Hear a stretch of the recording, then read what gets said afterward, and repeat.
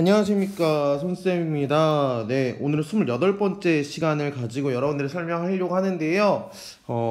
일단 글씨가 커졌죠? 네, 글씨가 커졌습니다. 왜냐하면은 글씨가 작다는 요청이 있어서 글씨를 좀 키웠고요. 글씨를 전체적으로 키워서 여러분들한테 보여드리려고 합니다. 그래야지 핸드폰으로 볼 때도 그래도 글씨가 좀 보여야겠죠.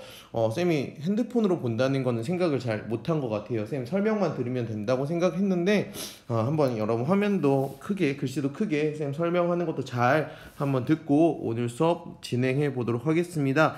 오늘은 이제 서양 문물의 수용 마지막 중단원이고요. 그 중에서 서양 문물이 어떻게 도입됐는가를 살펴볼 겁니다. 그래서 성취 기준을 살펴보면은 동아시아 각국에서 서양 문물의 수용으로 나타난 사회와 문화와 사상적 변화 사례를 각각 비교하는 그런 내용이 되겠습니다. 그럼 수업 시작할게요. 네, 첫 번째, 글씨 커졌죠? 네, 글씨가 커졌습니다. 첫 번째는 서양적 생활 방식이라고 합니다. 뭐, 복식, 옷이야 지금 여러분들이 입는 것처럼 지금 한복 입고 다니는 친구들 없죠? 네, 두 발도 여러분들 다 짧거나, 아니면 펌을 하거나, 아니면 염색을 하거나 그런 사람들을 많이 볼 수 있습니다. 그런 것처럼, 네, 서양식 복장과 단발이 개화의 상징이 되었고요. 남성은 양복과 단발, 그리고 모자를 착용하고요. 특히 단발령의 실시로 인해서, 네, 남성이 단발을 하게 되었다. 왜냐면은 유교적 사상으로 인해서 신체 발부 수지부모라 그래가지고 부모한테 물려받은 거 절대로 훼손할 수 없다라고 하는 반발이 심했었는데, 우리나라 을미개혁 때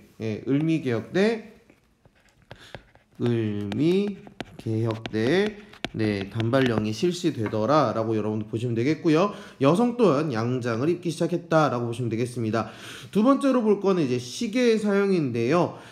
시계가 일상용품, 여러분 교과서 보시면은 뭐 김구가 들고 다녔던 회중시계도 있고요. 시계탑 또는 시계 일상용품화가 되었는데, 그 전까지만 하더라도 뭐 해시계, 물시계 등등으로 굉장히 시간이 일정치 않았다라고 본다면, 이제는 서양식 시간 개념이 도입이 돼서 하루에 24시간, 일주일에 7일, 월화수목 금토일의 개념이 등장했고요. 그 전 같은 경우에는 우리는 이전에는 12시간이었죠. 뭐 자축인묘 진사오미 신유술회 그래갖고 자시부터 해시까지 있었던 거를 여러분들 살펴볼 수 있습니다. 근데 여기서 가장 중요하게 등장하는 거 바로 이 태양력입니다. 태양력. 혹시 음력이랑 양력, 음력이랑 양력의 차이, 음력 그리고 또는 양력이라고 하는데, 아마 부모님 생일들 중에서 음력을 쓰시는 분들 있을 거예요. 그 전까지 일본부터 중국 시기 전까지는 음력을 많이 썼는데요. 요 시기 이후 일본은 1873년이라는 거는 그렇죠. 언제요? 그래서 메이지 유신 때죠. 메이지 유신 때 바뀌고요. 조선 같은 경우는 1896년 바로 을미개혁하고 나서 을미개혁을 이후에 네, 양력으로 바뀌었고요. 중국 같은 경우에는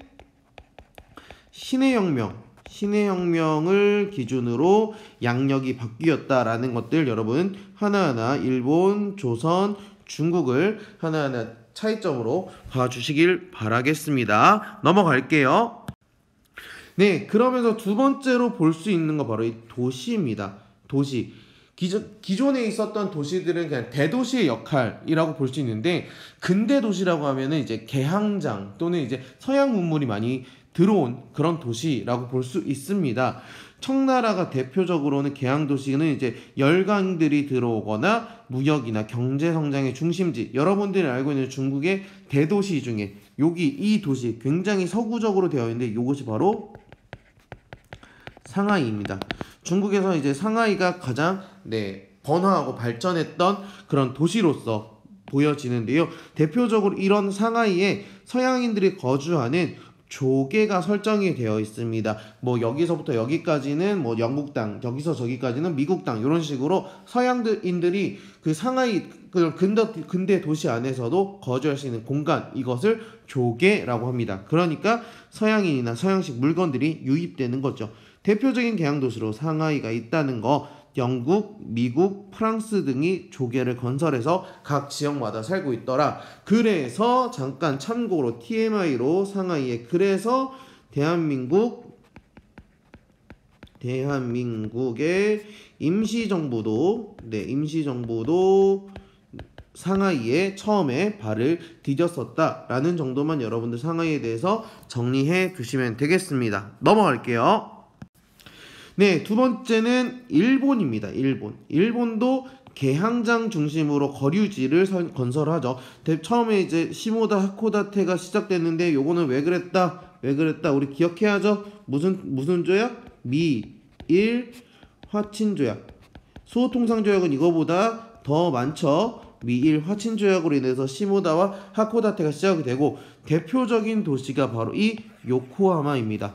요코하마. 여기 있는 게 바로 요코하마의 플랜이라고 되어 있는데 요코하마를 구획으로 나눈 거예요. 색깔마다 있는 것들 봤을 때 뭐 노란색은 어떤 나라, 빨간색은 어떤 나라 이런 식으로 구역을 했다는 거죠. 그래서 도쿄에서는 근대 도시로 에도를 도쿄로 이름 바꾸고 근대 도시로 전환을 추진하면서 서양식 거리인 긴자가 조성이 되더라. 긴자라는 이름도 여러분들 잘 기억해 두시고 요코하마, 그래서 도쿄와 요코하마가 나중에 이제 철도를 놓기도 합니다. 그건 뒤에서 한 번 더 살펴보도록 할게요. 넘어가겠습니다. 네, 세 번째는 조선입니다. 조선. 특히 개항장에서 많이 활발해지죠. 일본인 거류지가 형성이 되면서 일본이 서양에서 받아왔던 문화를 그대로 조선의 거류지에서 형성을 해가면서 근대 도시로서 성장을 하더라라고 보시면 되겠습니다. 특히 한양은요 조약 체결에 따라서 외국인들이 거주하게 되는데 그때 황제가 거주하는 성을 만들기 사업을 하면서 점점 근대 도시로서의 모습을 갖춰나가는 것을 볼 수 있습니다. 하지만 일제강점기에는 한성이 경성으로 이름이 바뀌면서 살짝 도시의 격이 떨어지게 되고 그러면서 이제 조선 총독부가 설치되면서 일본식으로 많이 바뀌어가는 모습을 종종 볼 수 있습니다. 넘어갈게요. 네, 이렇게 도시를 받고 시계를 받고 양력을 받는데 세 번째 근대 문물이죠. 근대 문물인 철도에 대해서 살펴보려고 합니다. 철도는 기본적으로 산업화의 기반이 되는 것이고요. 인구 이동이나 물자 유통을 촉진시키면서 여행을 통한 활동과 시야의 확대 등을 가져다주는 근대 문물 중에 하나였습니다. 하지만 이것을 받아들이는 것을 열강의 침략 도구로 인식하면서 초기 건설 과정에서 갈등을 유발하는 그런 모습도 보여 있습니다. 아래 보시면 이 갈등 내용이 등장하는데요. 한번 읽어볼게요. 기차역을 짓기 위해 구룡산 일대의 토지를 서양인이 구입하였다. 구룡산 기슭을 파헤칠 때 동굴에서 커다란 뱀 3마리가 튀어나왔다. 지금 3마리가 하늘로 날아가 이곳의 풍수가 이미 파괴되었으니 앞으로 골짜기 어떤 모습으로 바뀔지 알 수 없다고 하였다. 이처럼 급격한 쇠망이 애처로울 따름이다 라고 얘기를 합니다. 토지를 구입하면서 이 급격한 쇠망이 애처로울 따름이다 라고 하면서 이 토지 또는 철도 건설, 가만히 있던 땅을 철도로 바꾸니까 그런 걱정 또는 갈등 이런 것들이 많이 펼쳐졌었다. 그래서 약간 TMI로 얘기를 한다면 그렇기 때문에 우리 무슨 운동 때 의화단 운동에서 철도를 굉장히 파괴하는 모습도 보였더라라고 여러분들 기억하시면 좋을 것 같네요. 넘어갈게요. 그렇다면 어떤 나라 각국의 철도 건설을 봐야 될 텐데 대한제국 우리나라죠. 우리나라는 누구에게? 일본인에 의해 건설되었습니다. 최초의 우리나라 철도 뭐예요? 서울 경자 쓰고요. 인천을 연결하는 경인선이 1899년에 만들어졌다라고 보시면 되겠고요. 군대 인력과 물자 수송에 활용하면서 철도 주변 토지를 약탈해가고 그러다 보니까 아까 의화단 운동처럼 의병들이 철도를 파괴하는 모습도 보이더라라고 보시면 되겠습니다.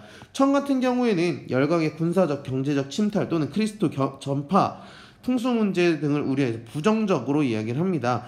그러면서 청일전쟁 이후 열강의 철도 부설권을 강탈해 가는 거 왜? 전략적으로 세우는 거예요. 전략적으로 철도를 놓아서 자기네 나라들의 물자를 내륙으로 손쉽게 운송할 수 있는 그런 모습들 봅니다. 그러다 보니 이권 해수 운동이 확산되었더라라고 여러분들 보시면 되겠고요. 마지막으로 일본 보시면은요 일찍부터 관심을 가져갔어요. 그래서 도쿄와 요코하마 간의 철도, 최초로 철도가 부설되는데 아까 요코하마는 개항지라고 했죠. 네, 그래서 요 개항지가 만들어진 이 철도가 만들어진 게 바로 1872년 메이지 유신을 하면서 1807 우리보다 한 25년, 약 30년 먼저 이렇게 철도가 만들어지는 거죠. 그러니까 각지에 철도 부설 운동이 유치가 활발하고 여러분 나중에 일본 가시면 알겠지만 일본 굉장히 철도가 많이 발달되어 있습니다. 거의 신칸센이라고 하죠. 신칸센과 일본 일반 열차들 해가지고 굉장히 철도 교통이 발달되어 있는 모습을 노선도 굉장히 다양한 모습을 여러분들 살펴볼 수 있을 겁니다. 마지막은 이제 항로나 전신, 이제 배로 이동하는 거, 그리고 전선, 그래서 연락하는 거, 통신과 관련된 건데요. 어디를 연결하는? 주로 개항장을 연결하는 전기항로가 형성이 됩니다. 그래서 상하이에서 나가사키, 인천 상하이, 나가이 인천 옌타이 텐진까지 가는 이러한 노선들이 만들어지고요. 전신 같은 경우에는 똑같이 개항장과 주요 도시에 설치가 되면서 서로 통신이 가능한 전신망을 연결을 하더라. 그래서 속속들이 신속히 연락할 방법을 마련하는 등의 모습을 보이면서 근대 문물, 특히 서양 문물이 도입이 되더라라고 여러분들이 정리하시면 될 것 같습니다. 오늘 내용을 정리를 하면 바로 서양 문물입니다. 다시 정리하면 서양 문물을 받아들이는 걸 수용이라고 하죠. 네, 쌤 이름이에요. 네, 서양 문물을 받아들이는 이야기인데요. 첫 번째로 봤던 거는 양력. 그리고 두 번째는 도시. 세 번째는 철도. 또 네 번째는 항로와 그 다음에 전신을 여러분들이 살펴보았습니다. 물론 다른 의복 문화도 있겠지만 가장 중요하게 봤던 거는 이제 양력, 도시, 철도 요 세 가지를 중심으로 보시면 되겠는데요. 양력 같은 경우에는 똑같이 중국 같은 경우에는 양력 같은 경우는 태양력을 이야기를 하는 건데 청은 1912년 뭐 이후에 그렇죠. 신해혁명 이후 신해혁명을 기점으로 태양력을 사용했고요. 우리나라 같은 경우에는 1896년 을미개혁 이후라고 보시면 되겠고, 일본 같은 경우에는 1873년이라고 되어 있죠. 메이지 유신을 거치면서 양력을 해 나가고요. 도시 같은 경우에 대표적인 중국은 이제 개항장이나 거류지를 중심으로 한다면 상하이가 있겠고요. 그 다음에 우리나라 같은 경우에는 인천, 부산 또는 한성, 서울을 볼 수 있겠고, 메이지 유신을 통해서 일본 같은 경우에는 대표적으로 발전했던 게 바로 요코하마라는 도시가 있었다라고 여러분들 보시면 될 것 같습니다. 철도 같은 경우에는 철도에 굉장히 긍정적이었던 나라가 바로 이 일본이었고요. 일본에 의해서 우리나라가 만들어지고 그리고 나서 철도 같은 경우에 상하이에도 중국에도 굉장히 외국 자본에 의해서 만들어지는데 각각 여기에는 우리 청나라와 우리나라에서는 약간의 부정적인 인식도 존재하더라라고 여러분들 살펴보시면 될 것 같습니다. 설명을 하다 보니 조금 길어진 감도 없지 않아 있는데, 하지만 여기에서 28, 29, 30차시에서 볼 내용들 중에 가장 중요하게 다뤄지는 내용인지라 선생님 조금 더 자세하게 설명을 들었습니다.